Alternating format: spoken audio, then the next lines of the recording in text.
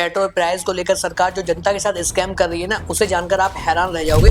होता क्या है कि 2014 में जो क्रूड ऑयल है उसका प्राइस $105 पर बैरल था। उस टाइम पे पेट्रोल 72 रुपए प्रति लीटर मिलती थी। लेकिन अभी क्या है, जो क्रूड ऑयल है उसका प्राइस $96 पर बैरल है, जो कि काफी सस्ता है। लेकिन अगर आप पेट्रोल का रेट देखेंगे तो वो 100 पार कर चुका है, जिसका रेट दिल्ली में 102 और मुंबई में 111 रुपए प्रति लीटर है। चलिए मैं आपको बता देता हूँ, ये जो क्रूड ऑयल है ये बेसिकली रॉ मटेरियल है जिससे पेट्रोल बनता है। इसके पीछे की कहानी और भी इंटरेस्टिंग है। 2014 में मोदी सरकार के आने से पहले जो पेट्रोल पर एक्साइज ड्यूटी थी वो 9.48 रुपए पर लीटर थी। लेकिन मोदी के पावर में आने के बाद जो इंटरनेशनल मार्केट में क्रूड ऑयल के प्राइसेस थे वो नीचे गिरने लगे, जिससे कि सरकार ने पेट्रोल को सस्ता करने की बजाय उस पर एक्साइज ड्यूटी 11 रुपए पर लीटर कर दी। फिर 2020 में जब कोविड आया तो एकदम से जो क्रूड ऑयल के प्राइस थे वो नीचे गिर गए, 69% तक वो क्रैश कर गए। अब होना ये चाहिए था कि जनता को भी पेट्रोल पर 69% तक का डिस्काउंट मिलेगा, लेकिन मई 2020 में मोदी सरकार ने एक्साइज ड्यूटी जो प्राइस थे वो 10 रुपए लीटर और बढ़ा दिए। अगर सरकार ये टैक्स नहीं लगाती तो आपको जो पेट्रोल है वो 40 रुपए प्रति लीटर मिल रहा होता।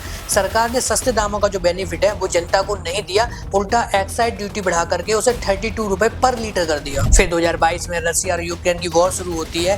क्रूड ऑयल प्राइसेस बढ़ने के नाम पर सरकार एक बार फिर से पेट्रोल प्राइसेस 5.6 पर लीटर बढ़ा देती है। लेकिन उसके अगले ही साल 2023 में क्रूड ऑयल के प्राइस गिर जाते हैं तो क्या उसका बेनिफिट जनता को मिल पाता है? बिल्कुल नहीं। जब मुश्किल वक्त आता है तो सारा बोझ जनता के ऊपर डाल दिया जाता है, लेकिन जब क्रूड ऑयल के अच्छे दिन आते हैं तो सारा बेनिफिट जो है वो सरकार छीन ले जाती है। इस पूरी कहानी में चेरी ऑन द टॉप पता है क्या है कि जो जनता को पेट्रोल दिया जा रहा है वो पेट्रोल प्योर है ही नहीं, उसमें 20% एथेनॉल मिला हुआ है। और एथेनॉल का जो होलसेल प्राइस है वो लगभग 60 से 65 रुपए है, जो कि पेट्रोल से 20% सस्ता है। तो एथेनॉल मिलाने से वैसे भी पेट्रोल सस्ता होना चाहिए था। इसका बेनिफिट भी सरकार जनता को नहीं दे रही है। और आप जानते हो एथेनॉल मिलाने का सबसे बड़ा फायदा किसको हो रहा है? इसका जवाब भी है सरकार में बैठे मंत्री और उनके बच्चों को।